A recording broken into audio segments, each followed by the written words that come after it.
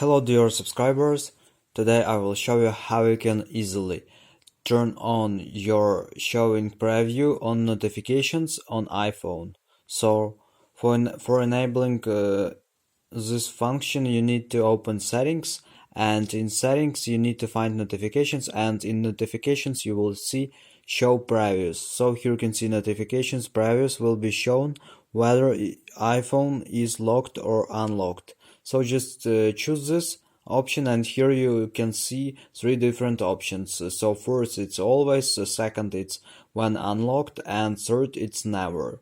So if you choose always, it will always show preview.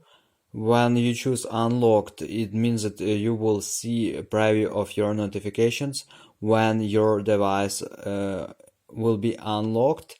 And third variant, it's you never will see previews. So just choose a variant you want. So thanks for watching, have a nice day, subscribe to my channel, click like, and goodbye.